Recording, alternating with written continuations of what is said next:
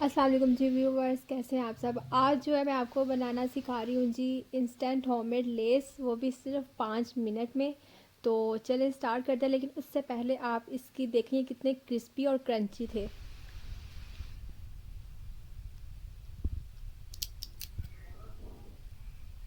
तो चलिए स्टार्ट करते हैं।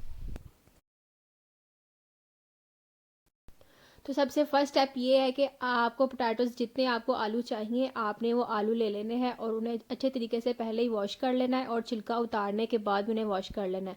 और सबसे इम्पॉर्टेंट बात ये है कि ये हमें कटर की ज़रूरत पड़ेगी। ये कटर जो उनसे है 50 या 60 की रेंज में मिल जाता है बाज़ार से ईज़िली। और इससे एक बड़ा कटर भी मिलता है जिससे बड़े पोटैटोज़ भी जो उनसे ईज़िली कट हो सकते हैं। वो तकरीबन 100 की रेंज में मिल जाता है बाज़ार से ईज़िली। तो कोशिश कीजिए ये कटर से काट लें, क्योंकि छुरी से वो गुलाई हुआ शेप और वो जो उनसी है उसकी थिकनेस नहीं आती जो इससे आती है। तो सबसे पहले आपने छिलके उतार लेने हैं इसी कटर के साथ, और कटर से छिलके उतारने के बाद आलू को वॉश कर लेना है। काटने के बाद वॉश नहीं करना। अगर आप काटने के बाद वॉश करेंगे तो आपको एक कपड़े पे उनके जो पीसीज हैं उनको फैलाना पड़ेगा ताकि वो अच्छे तरीके से खुश्क हो जाए। तो ये देखें मैंने जो उनसे है इसके सारे छिलके जो उनसे उतार लिए हैं इसी कटर के साथ, ठीक है। तो कटर से उतारने के बाद हमने जो इसकी टॉप है, जो सबसे ऊपर वाला हिस्सा है, इसको छुरी से थोड़ा सा काट लेना है ताकि इसकी जो गोलाई की शेप है वो अच्छे तरीके से आए। तो मैं इसे छुरी से थोड़ा सा काट रही हूँ। और काटने के बाद उसी कटर से आपने इसके पीसेस करते जाना है, ठीक है। छुरी के साथ वो पीस नहीं करने। अगर आप छुरी के साथ करेंगे तो उसकी जो शेप है वो बिल्कुल भी अच्छी नहीं आएगी, और वो जो उसकी मोटाई है वो मोटा मोटा रहेगा आलू, और वो क्रिस्पी और क्रंची बिल्कुल भी नहीं बनेगा।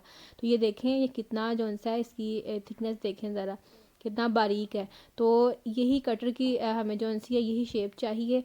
और आपने ये मैंने आलू को वॉश किया हुआ है। तो अगर आप इस स्टेज पे आके अगर वॉश करते हैं तो आप एक कपड़ा लेके ये सारे जो आलू के पीस है उसके ऊपर फैला दें ताकि ये इसका जो पानी वो खुश्क हो जाए। ये देखें सारे मैंने पीस जौन से हैं काट लिए हैं।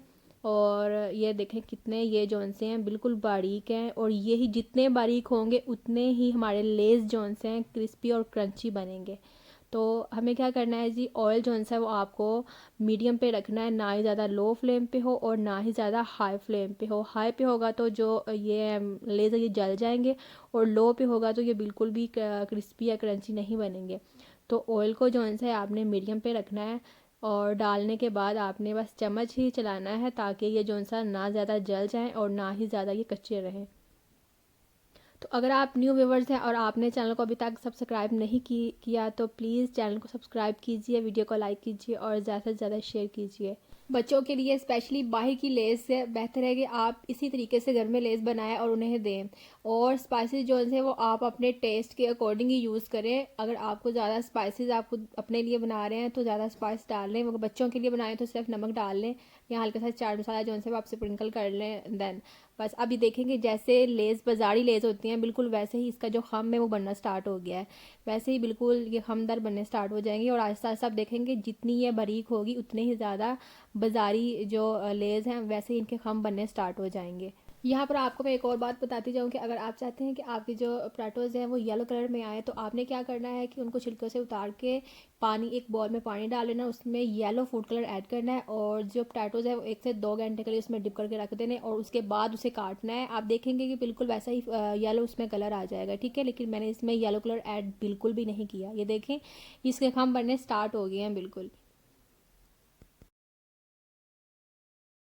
ये देखिए जी माशाल्लाह से बिल्कुल होममेड जो लेज़ है वो बिल्कुल तैयार है। ये देखिए अब आप इनकी आवाज़ सुनिएगा जब जैसे मैं इसे प्लेट में डालूंगी ये कितने क्रिस्पी और क्रंची बने हैं। सेम इसी तरह बाकी सारे पोटैटोज़ को भी फ्राई करके इनके लेज़ बना लें। और यहाँ पे मैं आपको एक और बात बताती जाऊँ कि अगर आप छुरी से काट रहे हैं तो छुरी से काटने के बाद आपको इन्हें धूप में फैलाना पड़ेगा ताकि तकरीबन 1 से 2 घंटे के लिए, ताकि ये बिल्कुल थोड़े से इनका पानी खुश्क हो जाए और ये धूप में ही थोड़े से क्रिस्पी और क्रंची हो जाए। उसके बाद आप इसे फ्राई करें, वरना आप कटर ही बाज़ार से मंगवा लें। ये लें जी हमारे इंस्टेंट होममेड लेस बिल्कुल रेडी हैं, तो ज़रूर ट्राई कीजिएगा और बताइएगा कि आपको ये कैसे बने। मिलते हैं एक नई रेसिपी के साथ, तब तक के लिए खुदा हाफिज़।